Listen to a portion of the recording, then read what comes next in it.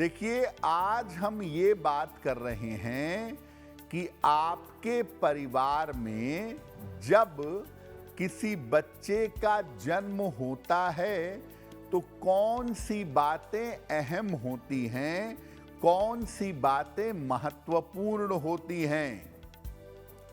तो बच्चे के जन्म के समय किन बातों का ध्यान रखें? देखिए, वैसे तो सामान्य स्थितियों में जन्म का समय निर्धारित नहीं किया जा सकता, लेकिन अगर आपको अवसर मिले और समय के बारे में आप कुछ दिमाग लगा सकें तो सोच समझकर समय का चुनाव करना चाहिए। किसी बच्चे का जन्म अगर मध्य दोपहर में हो या मध्य रात्रि को हो तो सर्वोत्तम माना जाता है। सूर्यास्त के समय का जन्म बच्चे के लिए कदापि अच्छा नहीं होता। जिन बच्चों का जन्म लड़का हो या लड़की हो सूर्यास्त के समय होता है, ऐसे बच्चों को जीवन भर उतार चढ़ाव झेलना पड़ता है और साथ ही साथ उनको स्वास्थ्य की समस्याएं हमेशा लगी रहती हैं। अब देखिए, प्रारब्ध में अगर है कि किसी बच्चे का जन्म सूर्यास्त पर ही होना है तो उसे तो रोका नहीं जा सकता, लेकिन कई बार होता है कि सर्जरी वाले बच्चों के जन्म के समय में डॉक्टर कहते हैं कि आप समय बता दीजिए कि सुबह का, दोपहर का, शाम का, रात का, कब हम सर्जरी करें। तो अगर डॉक्टर ऐसा कहते हैं तो आप सूर्यास्त के समय का चुनाव बिल्कुल मत करिएगा, क्योंकि ऐसा करना बहुत नकारात्मक हो सकता है।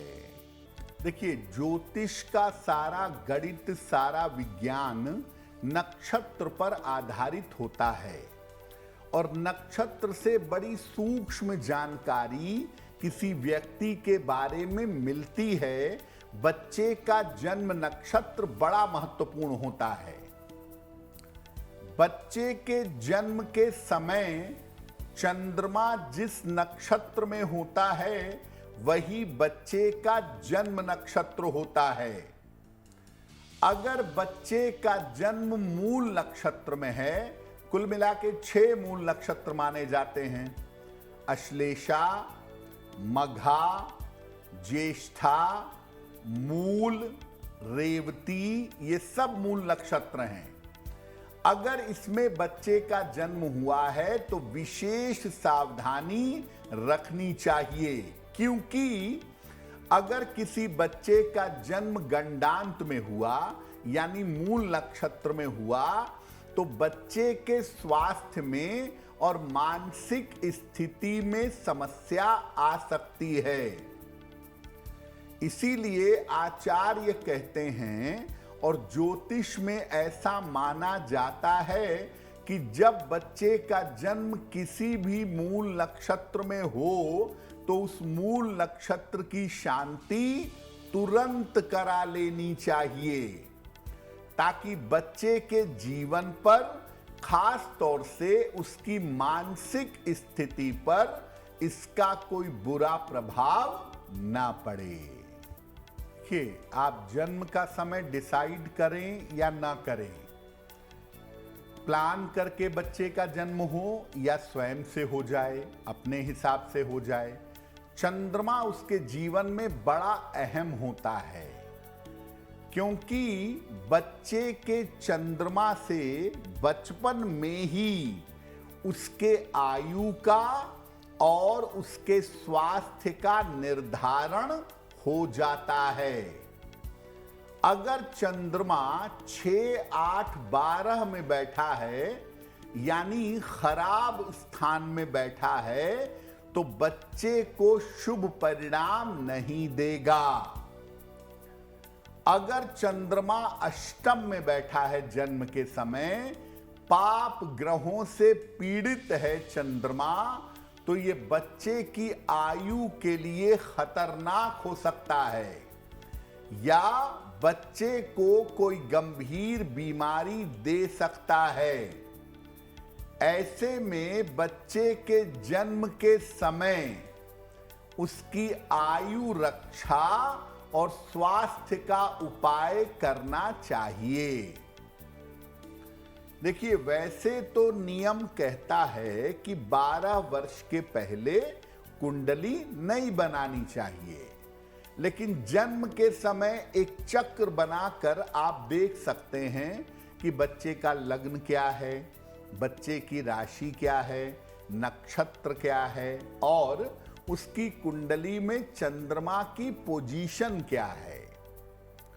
तो चंद्रमा जब आप देखें कुंडली में जन्म के समय और आपको दिखे कि चंद्रमा गड़बड़ है, तो बिल्कुल अलर्ट हो जाइए, क्योंकि ऐसे बच्चों के लिए बचपन का समय खतरनाक हो सकता है, जन्म से लेके 12 वर्ष तक का।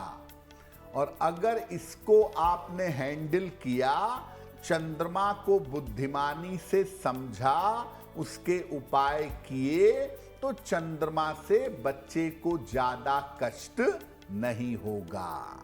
देखिए, बच्चे का जो नाम आपने रख लिया, वो बच्चे का भाग्य 50% तो वहीं डिसाइड हो गया कि जिंदगी कैसे चलेगी। अब आपको शौक है, फैशन है, राम जाने क्या क्या नाम रखते हैं कि उसका अर्थ केवल माता पिता ही जानते हैं, बाकी दुनिया में किसी किताब में नहीं लिखा है। भगवान जाने कौन सा नाम रखते हैं। बहरहाल, बच्चे की राशि का जो अक्षर है, जैसे बच्चे का जन्म मान लिया अश्विनी नक्षत्र में हुआ, अश्विनी के आखिरी चरण में हुआ, तो ला अक्षर से राशि नाम हो जाएगा।